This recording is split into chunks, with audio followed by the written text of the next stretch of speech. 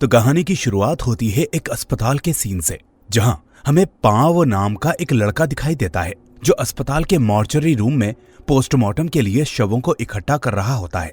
पाव ये काम पिछले काफी लंबे समय से कर रहा था और अपने काम में वो काफी माहिर भी था। लेकिन आज की रात पाव की जिंदगी की सबसे अलग और सबसे खास रात बनने वाली थी, क्योंकि आज मॉर्चरी में एक ऐसा शव लाया गया था जिसकी मौत ने पूरे स्पेन को हिलाकर रख दिया था।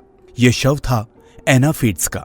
एना फीट्स पूरे स्पेन की बेहद मशहूर अभिनेत्री थी। उसकी खूबसूरती, उसकी अदाकारी और उसकी लोकप्रियता के लाखों लोग दीवाने थे। पूरा स्पेन मानो उसके नाम पर पागल था। लेकिन पिछली रात एक पार्टी के दौरान एना फीट्स का शव वॉशरूम में मिला। इतनी बड़ी अभिनेत्री की अचानक हुई मौत ने उसके फैंस और पूरे देश को गहरे सदमे में डाल दिया। अब एना फीट्स का पोस्टमार्टम कल सुबह इसी अस्पताल में होने वाला था और उसी पोस्टमार्टम के बाद ये सच सामने आने वाला था कि आखिर पिछली रात उसके साथ असल में हुआ क्या था। जब पाव ने एना फीट्स का शव देखा तो वो खुद को संभाल नहीं पाया। उसके सामने वही अभिनेत्री पड़ी थी जिसे कभी पूरा स्पेन पर्दे पर देखकर दीवाना हो जाता था। पाव अपनी भावनाओं पर काबू नहीं रख पाया और उसने एना फीट्स के शव की कुछ तस्वीरें खींचकर अपने दोस्तों को भेज दी। भले ही एना फीट्स अब इस दुनिया में नहीं थी, लेकिन उसके फैंस अब भी उसकी इस आखिरी झलक पाने की उम्मीद में बैठे थे। एना फीट्स इतनी बड़ी अभिनेत्री थी कि जिस अस्पताल में उसका पोस्टमार्टम होने वाला था उसका नाम तक गुप्त रखा गया था, ताकि कहीं उसके फैंस की भीड़ अस्पताल के बाहर जमा ना हो जाए। लेकिन अब वही मशहूर अभिनेत्री का शव पाव के सामने पड़ा था। कुछ देर के बाद अस्पताल में इवान और जाबी नाम के दो लड़के आते हैं। वो दोनों अपने दोस्त पाव से मिलने आए थे। इवान और जाबी पाव से मिलते हैं और उसे अपने साथ पार्टी में चलने के लिए कहते हैं, लेकिन पाव उन्हें बताता है कि उसकी शिफ्ट रात 12 बजे तक है, इसलिए वो 1 घंटा खत्म होने के बाद ही उनके साथ जा पाएगा। इसके बाद पाव इवान और जाबी को अस्पताल के बाहर पार्किंग में ले जाता है और फिर तीनों वहीं बैठकर साथ में शराब पीने लगते हैं। जैसे ही शराब का नशा इवान के सिर पर चढ़ने लगता है, वो पाव से एना फीट्स के बारे में बात करने लगता है। इवान जानता था कि एना फीट्स का शव इसी अस्पताल के मॉर्चरी रूम में रखा हुआ है, इसलिए वो पाव से जिद करने लगता है कि वो एना फीट्स का शव अपनी आंखों से देखना चाहता है। पाव तुरंत मना कर देता है क्योंकि ये अस्पताल के नियमों के खिलाफ था और अगर किसी को इस बात की खबर लग जाती तो पाव की नौकरी तक जा सकती थी। लेकिन एना फीट्स उस समय की सबसे बड़ी अभिनेत्री थी और उसकी खूबसूरती के चर्चे पूरे स्पेन में होते थे। इसी वजह से इवान लगातार पाव पर दबाव डालता रहता है। वो बार बार कहता है कि बस एक बार उसे एना फीट्स का शव दिखा दे। आखिरकार इवान की जिद के आगे पाव हार मान जाता है, लेकिन वो साफ कहता है कि ये बात कभी किसी को पता नहीं चलनी चाहिए। इसके बाद पाव अपनी नौकरी को खतरे में डालकर इवान और जाबी को अस्पताल के उस हिस्से में ले जाता है जहां आम तौर पर किसी बाहरी इंसान को जाने की इजाजत नहीं थी। अब अंदर पहुंचकर पाव एक शरीर के पास खड़ा होता है और फिर वो कहता है कि यही है एना फीट्स का शव। ये सुनते ही इवान और जाबी बेहद उत्साहित हो जाते हैं, लेकिन जैसे ही पाव उस शव से कपड़ा हटाता है दोनों के होश उड़ जाते हैं, क्योंकि वो एना फीट्स का शव नहीं था बल्कि एक बूढ़ी औरत का शव था। इवान और जाबी बुरी तरह से डर जाते हैं। दरअसल ये सब पाव का एक गंदा मजाक था। अपने दोस्तों की हालत को देखकर पाव जोर जोर से हंसने लगता है। इसके बाद वो पास में रखे दूसरे शव की तरफ बढ़ता है। जैसे ही पाव उस शव से कपड़ा हटाता है, इस बार सामने सचमुच एना फीट्स का शव होता है। वही मशहूर अभिनेत्री जिसे कभी पूरा स्पेन पर्दे पर देखने के लिए दीवाना था। मौत के बाद भी उसके चेहरे की खूबसूरती कम नहीं हुई थी।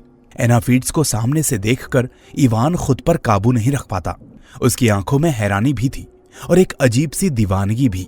एना फीट्स को सामने देखकर इवान पूरी तरह से होश खो बैठता है। नशे और उसकी दीवानगी ने उसके दिमाग पर इस कदर कब्जा कर लिया था कि अब वो सही और गलत में फर्क करना भूल चुका था। वो एना फीट्स के शव के साथ बेहद शर्मनाक और अमानवीय हरकतें करने लगता है। ये देखकर जाबी अंदर तक हिल जाता है। उसे साफ समझ में आ रहा था वो सिर्फ गलत नहीं बल्कि इंसानियत की सारी हदें पार करने जैसा है। जाबी तुरंत इवान को रोकने की कोशिश करता है। वो उसे बार बार समझाता है कि किसी भी इंसान के शव के साथ इस तरह की हरकत करना बहुत बड़ा अपराध है। लेकिन इवान अब पूरी तरह से नशे और सनक के कब्जे में था। वो पांव से कहता है कि वो एना फीट्स के और करीब जाना चाहता है। जाबी ये सुनकर और ज्यादा डर जाता है। वो इवान को समझाने लगता है कि वो ऐसा सोच भी कैसे सकता है, लेकिन इवान की हालत अब किसी पागल इंसान के जैसी हो चुकी थी। उसके लिए एना फिट्स अब एक इंसान नहीं बल्कि उसकी बीमार सोच का शिकार बन चुकी थी। इधर खुद पाव भी इवान की बातों में आने लगता है। जो इंसान अस्पताल की जिम्मेदारी संभाल रहा था वही अब अपनी ड्यूटी और इंसानियत दोनों से दूर जा चुका था। इवान पाव से पूछता है कि उसे इन सब बातों की इतनी जानकारी कैसे है। तभी पाव एक बेहद डरावना सच बताता है। वो मान लेता है कि इससे पहले भी वो एक जवान लड़की के शव के साथ मर्यादा की सारी सीमाएं तोड़ चुका है। ये सुनकर माहौल और ज्यादा घिनौना और डरावना हो जाता है। जाबी अब पूरी तरह से समझ चुका था कि वो दो ऐसे लोगों के बीच में फंस गया है जिन पर नशे और हवस ने पूरी तरह से कब्जा कर लिया है। वो बार बार इवान को रोकने की कोशिश करता है, लेकिन इवान अब किसी की बात सुनने को तैयार नहीं था। वहीं पाव भी उसका साथ देने लगता है। इसके बाद इवान अपने पास रखा नशे का सामान निकालता है और फिर तीनों उस नशे के असर में और ज्यादा बहक जाते हैं। जाबी अब भी उन्हें रोकना चाहता था, लेकिन हालात उसके हाथ से बाहर जा चुके थे। कुछ देर के बाद इवान एना फिट्स के शव के पास जाता है और उसके साथ ऐसी अमानवीय हरकत करता है जिसे देखकर कोई भी इंसान अंदर से कांप जाए। जाबी लगातार पांव को समझाता रहता है कि यह सब बहुत गलत है, लेकिन पांव भी अब नशे के असर में था। वो जाबी की कोई बात नहीं सुनता। इवान के बाद पांव भी वही शर्मनाक अपराध करता है, लेकिन इसके बाद जो सच सामने आता है वो दर्शकों को पूरी तरह से झकझोर देता है। हमें पता चलता है कि एना फिट्स असल में मरी नहीं थी, वो जिंदा थी। वो सब कुछ महसूस कर रही थी। उसकी आंखों से आंसू बह रहे थे, लेकिन कई घंटों तक बेहोश होने के कारण वो अपने शरीर को हिला तक नहीं पा रही थी। उसकी एक उंगली तक नहीं हिल रही थी। वो सब कुछ देख रही थी। उसे एहसास था कि उसके साथ बहुत गलत हुआ है, लेकिन सबसे डरावनी बात यह थी कि वो चाहकर भी कुछ कर नहीं पा रही थी। उसका शरीर जैसे पूरी तरह से सुन्न पड़ चुका था। इधर पांव अभी भी अपनी अंधी सनक में डूबा हुआ था, लेकिन जैसे ही उसकी नजर एना फिट्स के चेहरे पर जाती है उसके होश उड़ जाते हैं। वो देखता है कि एना फिट्स की आंखें खुली हुई हैं। वो जिंदा है। ये देखकर पांव डर के मारे चीख पड़ता है। पांव की चीख सुनकर इवान और जाबी भी तुरंत वहां आ जाते हैं। जब वो एना फिट्स को जिंदा देखते हैं तो इवान के चेहरे का रंग उड़ जाता है। वो डर के मारे पसीना पसीना हो जाता है। इवान और पांव डर से कांपने लगते हैं, लेकिन जाबी तुरंत एना फिट्स की मदद के लिए आगे बढ़ता है। वो उसे कपड़ा उड़ाता है और पानी पिलाने की कोशिश करता है, लेकिन तभी इवान उसे रोक देता है। जाबी अब एना फिट्स को डॉक्टर के पास ले जाना चाहता था। ये सुनते ही इवान गुस्से से भड़क उठता है, क्योंकि इवान और पांव दोनों जानते थे कि अगर एना फिट्स बाहर चली गई तो उनका सच सबके सामने आ जाएगा और फिर दोनों की जिंदगी हमेशा के लिए बर्बाद हो जाएगी। पांव को सबसे ज्यादा डर अपनी माँ का था। वो सोचता है कि अगर उसकी माँ को पता चल गया कि उसने ऐसी घिनौनी हरकत की है तो वो ये सदमा कभी बर्दाश्त नहीं कर पाएगी। इसी डर में इवान और पांव एक और खतरनाक फैसला लेते हैं। वो सोचते हैं कि एना फिट्स को हमेशा के लिए खामोश कर दिया जाए, क्योंकि दुनिया की नजर में तो वो पहले ही मर चुकी थी।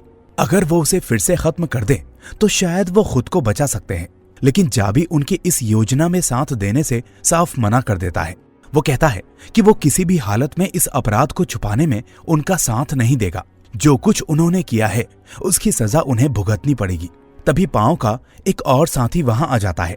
तीनों जल्दी से एना फिट्स के शरीर को कपड़े से ढककर छुपा देते हैं। एना फिट्स अंदर ही अंदर मदद के लिए पुकार रही थी, लेकिन वो अपने होंठ तक हिला नहीं पा रही थी। मौत के करीब पहुंचने के बाद उसका शरीर कई घंटों तक ठंडा और निष्क्रिय पड़ा रहा था। इसी वजह से वो अब भी अपना कोई अंग हिला नहीं पा रही थी। उधर पांव का साथी शव रखकर गेट बंद कर देता है और फिर बाहर से ताला लगाकर वहां से चला जाता है। अब अंदर हालात और ज्यादा खतरनाक हो चुके थे। जाबी किसी भी तरह से एना फिट्स को डॉक्टर के पास ले जाना चाहता था, लेकिन इवान उसे ऐसा करने नहीं देता। गुस्से में जाबी इवान को मुक्का मार देता है। इसके बाद इवान भी अपना आपा खो बैठता है। वो जाबी पर पूरा टूट पड़ता है, उसे बुरी तरह से पीटने लगता है। पांव बीच बचाव करने की कोशिश करता है, लेकिन इवान अब पूरी तरह से हिंसा और डर के कब्जे में था। वो जाबी को छोड़ने को तैयार नहीं था। जब इवान को होश आता है तो उसे एहसास होता है कि उसने गुस्से में जाबी को बहुत बुरी तरह से घायल कर दिया है। जाबी के सिर से खून बह रहा होता है। इवान घबराकर तुरंत अपने दोस्त जाबी से माफी मांगने लगता है, लेकिन अब माफी का कोई फायदा नहीं था। जाबी का खून बहुत ज्यादा बह चुका था। ये सब देखकर एना फिट्स अंदर तक डर जाती है, क्योंकि इस पूरे हॉस्पिटल में जाबी ही एकमात्र इंसान था जो उसकी मदद करने की कोशिश कर रहा था। इवान और पांव अब जाबी को डॉक्टर के पास ले जाना चाहते थे, लेकिन समस्या ये थी कि गेट बाहर से बंद था। उनके पास बाहर निकलने का कोई रास्ता नहीं था। वो कपड़े से जाबी का खून रोकने की कोशिश करते हैं, लेकिन खून लगातार बहता रहता है। घबराहट में इवान और पांव फर्श पर फैले खून को साफ करने लगते हैं।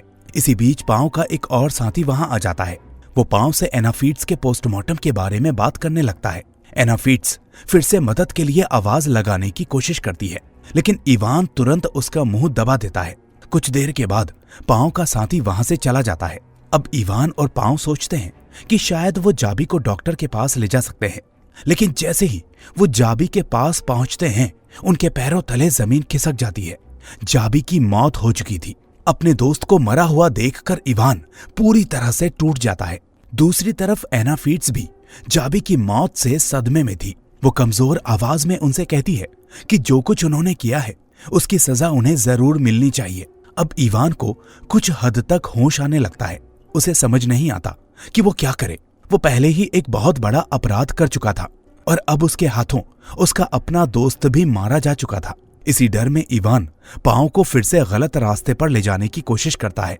वो कहता है कि अगर वो जेल जाना नहीं चाहते तो उन्हें जाबी के शव को हमेशा के लिए छुपाना होगा और एना फीट्स को भी खामोश करना होगा। पांव अब बुरी तरह से डर चुका था। वो इवान का साथ देने से साफ मना कर देता है, लेकिन इवान उसकी माँ का नाम लेकर उसे धमकाने लगता है। वो कहता है कि अगर वो पकड़े गए तो उनकी खबर हर न्यूज चैनल और हर अखबार में आएगी, और जब पांव की माँ को उसके इस घिनौने अपराध के बारे में पता चलेगा तो वो ये सदमा कभी सह नहीं पाएगी। इवान की बातों से पांव बुरी तरह से टूट जाता है। वो नहीं चाहता था कि उसकी माँ को उसकी सच्चाई पता चले। इसी डर और मजबूरी में वो ना चाहते हुए भी इवान का साथ देने को तैयार हो जाता है। दूसरी तरफ एना फीट्स समझ चुकी थी कि अब ये दोनों उसे जिंदा नहीं छोड़ेंगे, इसीलिए अपनी जान बचाने के लिए वो पूरी ताकत से स्ट्रेचर से नीचे गिर जाती है। किसी तरह वो जाबी के पास पहुंचती है और उसका फोन उठा लेती है।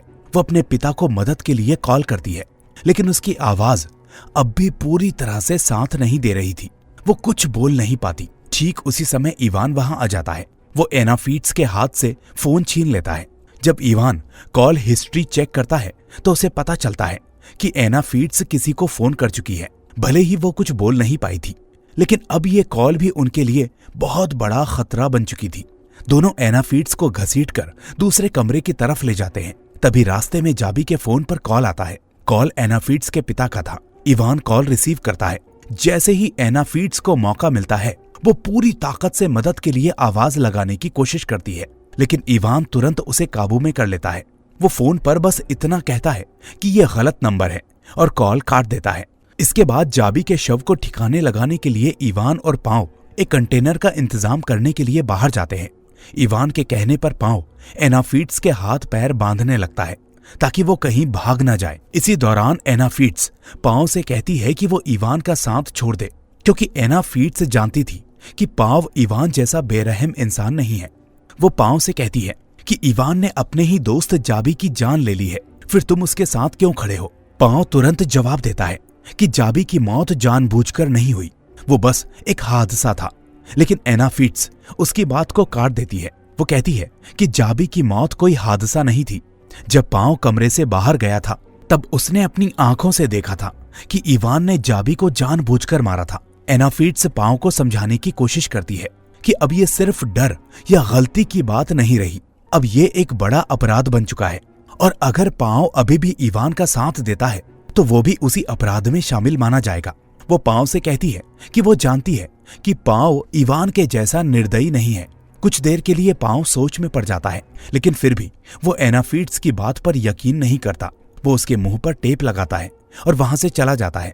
अब एना फीट्स के पास बचने का सिर्फ एक ही मौका था। वो पूरी ताकत लगाकर खुद को छुड़ाने की कोशिश करती है। किसी तरह वो वहां से बाहर निकल जाती है। उसका शरीर अब भी पूरी तरह से साथ नहीं दे रहा था, इसलिए वो जमीन पर गिरते लुढ़कते हुए आगे बढ़ने लगती है। उधर पांव फर्श पर फैले खून के निशान साफ कर रहा होता है। तभी इवान कंटेनर लेकर वापस आता है, लेकिन अंदर आते ही उसके होश उड़ जाते हैं। एना फीट्स वहां नहीं थी, वो भाग चुकी थी। ये देखकर इवान पांव पर भड़क उठता है। पांव घबराकर कहता है कि उसने एना फीट्स के हाथ पैर अच्छी तरह से बांधे थे, फिर भी वो कैसे भाग गई ये उसे समझ नहीं आ रहा। दूसरी तरफ एना फीट्स जमीन पर धीरे धीरे आगे बढ़ रही थी। तभी उसे इवान दिखाई देता है जो उसे ढूंढ रहा होता है। एना फीट्स बड़ी मुश्किल से खुद को छुपा लेती है। फिर वो किसी तरह से एक लिफ्ट के अंदर पहुंच जाती है, लेकिन बदकिस्मती से लिफ्ट का दरवाजा बंद होने से पहले ही इवान उसे देख लेता है। वो तुरंत उसे पकड़ लेता है और फिर उसे वापस घसीट कर ले आता है। इस बार इवान अपना आपा पूरी तरह से खो देता है। वो एना फीट्स को जोरदार थप्पड़ मारता है और पांव से कहता है कि अब देर करने का कोई मतलब नहीं है, क्योंकि एना फीट्स का शरीर धीरे धीरे काम करना शुरू कर चुका था। अगर वो दोबारा से भाग गई तो उनका सारा सच बाहर आ जाएगा। इसी डर में इवान फैसला करता है कि अब उन्हें एना फीट्स को हमेशा के लिए चुप करा देना होगा। लेकिन तभी पांव जाबी की मौत का मुद्दा उठा देता है। वो इवान से कहता है कि अब उसे सच समझ में आ चुका है। जाबी की मौत कोई हादसा नहीं थी, उसे इवान ने ही मारा था। एना फीट्स भी पांव से यही कहती है कि जब इवान ने जाबी पर हमला किया था उस वक्त पांव वहां मौजूद नहीं था, यानी पांव ने पूरा सच अपनी आंखों से देखा नहीं था। लेकिन इवान तुरंत अपनी सफाई देने लगता है। वो पांव से पूछता है कि वो एना फीट्स की बातों पर भरोसा कैसे कर सकता है। वो कहता है, जाबी मेरा दोस्त था, मैं उसे जानबूझकर क्यों मारूंगा। इवान बार बार यही साबित करने की कोशिश करता है कि जो कुछ भी हुआ वो बस एक हादसा था, लेकिन अब हालात उनके हाथों से निकल चुके थे। इवान पांव से कहता है कि अगर उन्हें खुद को बचाना है तो एना फीट्स को भी रास्ते से हटाना होगा, लेकिन ये काम ऐसे करना होगा कि पीछे कोई सबूत ना बचे। पांव इवान को एक कपड़ा देता है, लेकिन इवान उल्टा वही कपड़ा पांव के हाथ में थमा देता है। वो कहता है कि वो पहले ही जाबी की मौत में फंस चुका है, इसलिए अब ये काम पांव को ही करना होगा, और अगर वो पकड़े गए तो दोनों साथ में जेल जाएंगे। पांव बुरी तरह से डर जाता है। उसमें ये सब करने की हिम्मत नहीं थी, क्योंकि अंदर से पांव इवान जैसा हिंसक और बेरहम इंसान नहीं था। लेकिन इवान उस पर दबाव डालता है। वो पांव को मजबूर करता है कि वो एना फीट्स को हमेशा के लिए खामोश कर दे। वहीं एना फीट्स असहाय पड़ी थी। उसका शरीर अब भी पूरी तरह से उसका साथ नहीं दे रहा था। वो खुद को बचाने की कोशिश भी नहीं कर पा रही थी, और आखिरकार दर्द और बेबसी के बीच एना फीट्स की सांसें फिर से थम जाती हैं। इस तरह इवान और पांव एना फीट्स को दोबारा मौत के हवाले कर देते हैं। इसके बाद वो उसे वापस स्ट्रेचर पर लेटा देते हैं। इवान पांव से कहता है कि वो एना फीट्स के शरीर को साफ कर दे ताकि कोई निशान ना बचे, और खुद वो जाबी के शव को ठिकाने लगाने के लिए बाहर चला जाता है। पांव डर और मजबूरी में इवान की बात मान लेता है। वो एना फीट्स के शरीर को साफ करने लगता है।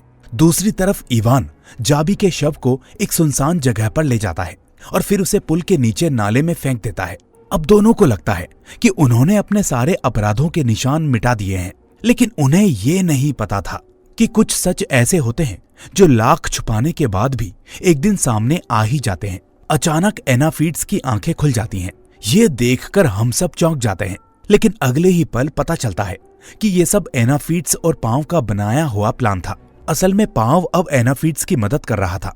प्लान के मुताबिक अगर एना फीट्स को दोबारा खतरा महसूस होता तो वो मरने का नाटक करती, और क्योंकि एना फीट्स एक बेहतरीन अभिनेत्री थी, इसलिए ये काम उसके लिए ज्यादा मुश्किल नहीं था।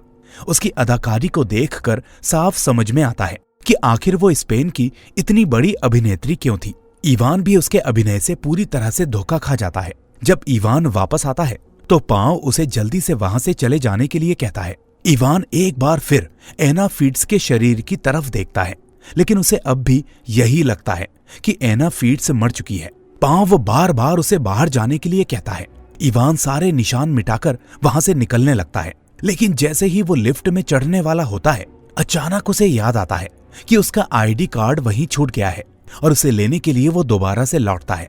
पांव उसे रोकने की पूरी कोशिश करता है, लेकिन इवान नहीं मानता, और जैसे ही वो अंदर पहुंचता है उसके पैरों तले जमीन खिसक जाती है, क्योंकि एना फीट्स अब भी जिंदा थी।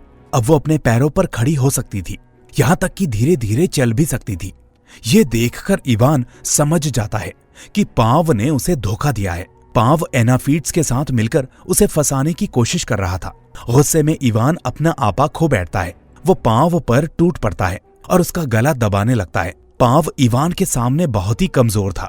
वो खुद को बचा नहीं पा रहा था, और ठीक उसी वक्त जब पांव की जान जाने वाली होती है, एना फीट्स पीछे से इवान पर हमला कर देती है। वो पास पड़ी कैंची उठाती है और इवान पर वार कर देती है। इवान दर्द से तड़पने लगता है और कुछ ही पलों में उसकी मौत हो जाती है। इवान को मरता देखकर पांव हैरान रह जाता है।